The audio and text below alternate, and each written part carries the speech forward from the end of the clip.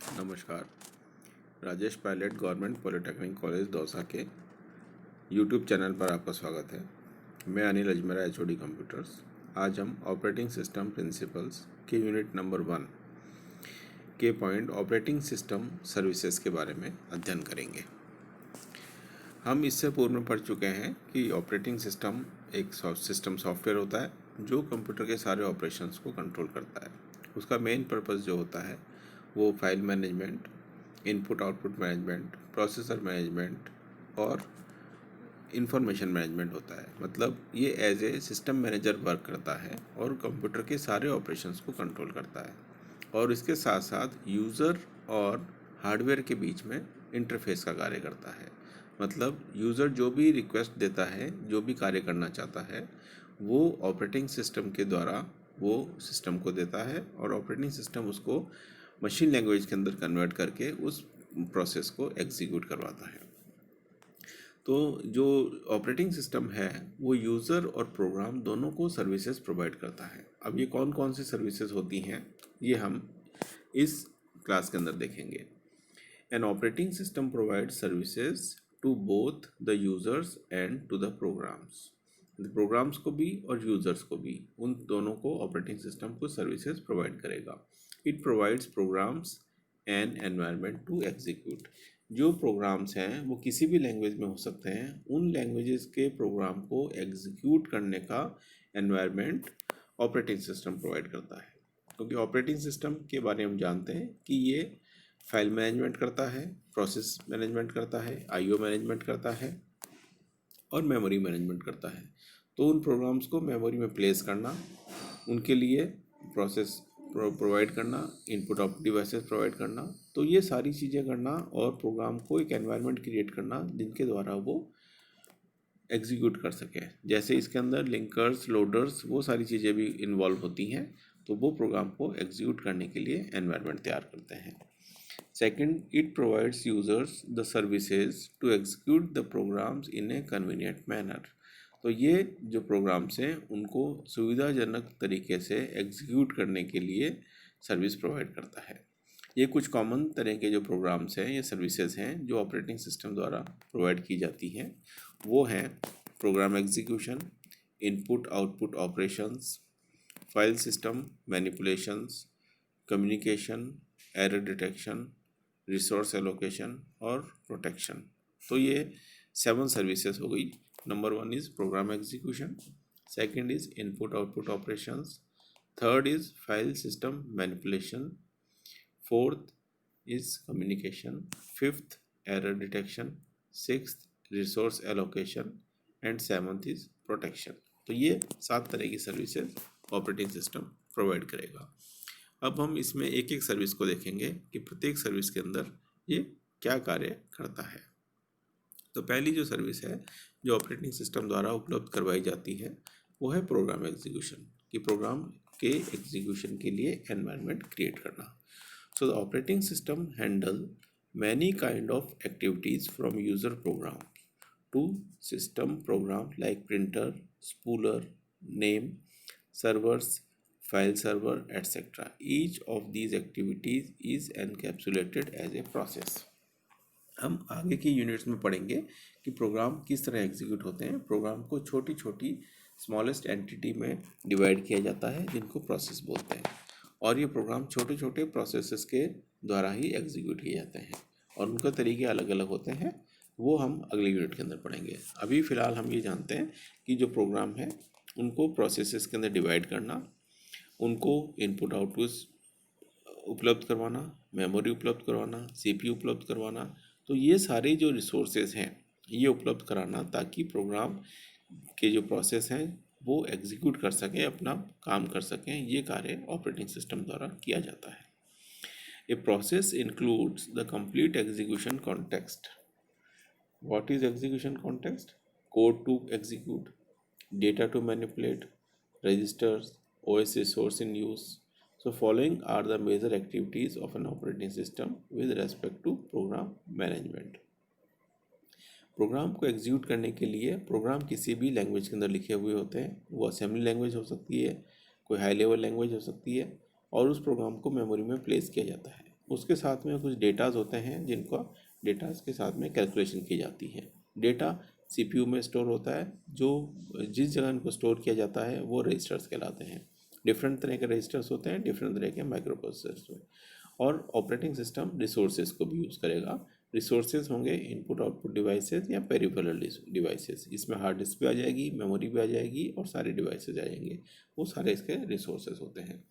तो जो प्रोग्राम को एग्जीक्यूट करने के दौरान जो मेजर एक्टिविटीज़ की जाती है ऑपरेटिंग सिस्टम की, वो होता है सबसे पहले उस प्रोग्राम को मेमोरी में लोड करना। प्रोग्राम को एग्जीक्यूशन के लिए प्रिपेयर करने के लिए सबसे पहले प्रोग्राम को मेमोरी में लोड किया जाता है। लोड करने के बाद में उस प्रोग्राम को एग्जीक्यूट किया जाता है। एग्जीक्यूट करने के लिए सारी लाइब्रेरीज वगैरह सब उसमें इंक्लूड की जाती है। उसके बाद में it handles programs execution, program का एग्जीक्यूशन प्रारंभ हो जाता है।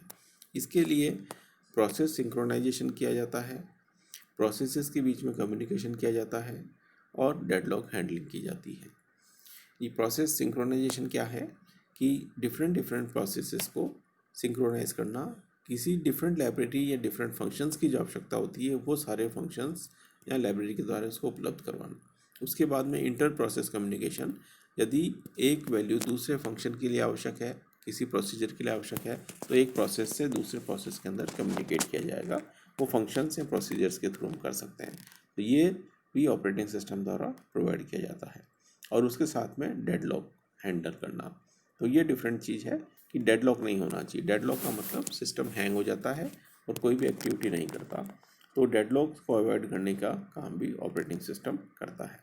तो प्रोग्राम एग्जीक्यूशन के का जो पर्पज़ है, ये सर्विस ऑपरेटिंग सिस्टम द्वारा दी जाएगी। इसके लिए वो प्रोग्राम को मेमोरी में लोड करेगा, प्रोग्राम को एग्जीक्यूट करेगा। उसके पश्चात प्रोग्राम के अंदर जो डिफरेंट प्रोसेसेस हैं उनके बीच में सिंक्रोनाइजेशन करना, प्रोसेसेस के बीच में कम्युनिकेशन स्थापित करना और डेडलॉक को हैंडल करना कि डेडलॉक नहीं होना चाहिए। तो ये प्रोग्राम एग्जीक्यूशन जो फर्स्ट सर्विस है ये ऑपरेटिंग सिस्टम द्वारा की जाती है। नेक्स्ट सर्विस है इनपुट आउटपुट ऑपरेशन। एक इनपुट आउटपुट सब system comprises of input output devices and their corresponding driver softwares. Driver hide the peculiarities of specific hardware devices from the user। किसी भी system के साथ में कई प्रकार के इनपुट आउटपुट डिवाइसेस काम में लिए जाते हैं, जैसे keyboard, mouse, printers, plotters, hard disk, ये सारे इनपुट डिवाइसेस हैं। जॉयस्टिक्स होती हैं, लाइट पेन होता है। तो ये जितने भी इनपुट आउट डिवाइसेस हैं, और ये सारे डिवाइसेस किसी ड्राइवर सॉफ्टवेयर के थ्रू कार्य करते हैं। ड्राइवर सॉफ्टवेयर्स वो होते हैं जिनमें इन डिवाइसेस को ऑपरेट करने के लिए इंस्ट्रक्शंस होती है। उन इंस्ट्रक्शन से कमांड के द्वारा जो ऑपरेटिंग सिस्टम इन डिवाइसेस को कनेक्ट करता है, उनको यूज़ करता है। ये सारे ड्राइवर्स जो हैं ये प्रोग्राम्स मोस्टली मशीन लैंग्वेज में लिखे जाते हैं और यूज़र इनकी डिटेल नहीं जानता, वो डायरेक्टली इनको यूज़ करता है। आजकल अधिकतर डिवाइसेस प्लग एंड प्ले की फॉर्म में आते हैं कि उनको डायरेक्टली हम USB पोर्ट पे कनेक्ट कर सकते हैं और वो उनको यूज़ करना शुरू कर देते हैं और उनके जो ड्राइवर्स हैं वो ऑटोमेटिकली इंस्टॉल हो जाते हैं। So an operating system manages the communication between user and device driver। Operating system user और डिवाइस ड्राइवर के बीच में कम्युनिकेशन या संपर्क स्थापित करता है। Input output operation means read और write operation with any file और any specific input output device. Input output operation जो होते हैं वो रीड राइट ऑपरेशन करते हैं। इनपुट का मतलब है कि किसी वैल्यू को सिस्टम को देना, और आउटपुट का ऑपरेशन मतलब होता है वो सिस्टम से उस आउटपुट को यूज़र प्राप्त करता है। तो इनपुट आउटपुट डिवाइसेस के द्वारा ये दोनों एक्टिविटीज़ की जाती हैं। Operating system provides the access to the required IO device when required. और जब भी इनकी आवश्यकता होती है तो ऑपरेटिंग सिस्टम के द्वारा इस एक्सेस को प्राप्त किया जाता है। नेक्स्ट जो सर्विस है वो है फाइल सिस्टम मैनिपुलेशन। हम ये जानते हैं कि जो भी इंफॉर्मेशन है कंप्यूटर में स्टोर की जाती है वो किसी फाइल की फॉर्म में स्टोर की जाती है। मतलब हम स्टोर करने के लिए एक फ़ाइल का नाम देते हैं ताकि हम फ्यूचर में यूज़ करने के लिए उस फाइल के द्वारा यूज़ कर सकें। तो फाइल नेम के अंदर उसका एक पर्टिकुलर नाम होता है जिसके कुछ नियम है बनाने के, और उसकी एक्सटेंशन होती है। एक्सटेंशन के द्वारा फाइल के टाइप का पता चलता है। So file represent a collection of related information and computer can store file on the disk. ये परमानेंटली स्टोर रहती है files for long term storage purpose. जिसके द्वारा जैसे हम किसी पेन ड्राइव में सीडीज़ पे, डीवीडीज़ पे, हार्ड डिस्क पे, मैग्नेटिक टेप पे, मैग्नेटिक डिस्क पे, किसी भी सेकेंडरी स्टोरेज डिवाइस पर फाइल को स्टोर कर सकते हैं।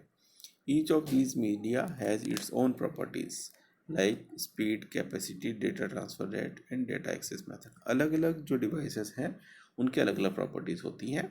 वो हम पूर्व में भी पढ़ चुके हैं और आगे हम पढ़ेंगे कि कौन सा डिवाइस का क्या उपयोग है, पेन ड्राइव कहाँ काम आती है, हार्ड डिस्क कहाँ काम आती है, सीडी का क्या उपयोग है। The file system is normally organized into directories for easy navigation and use. These directories may contain files and other directory.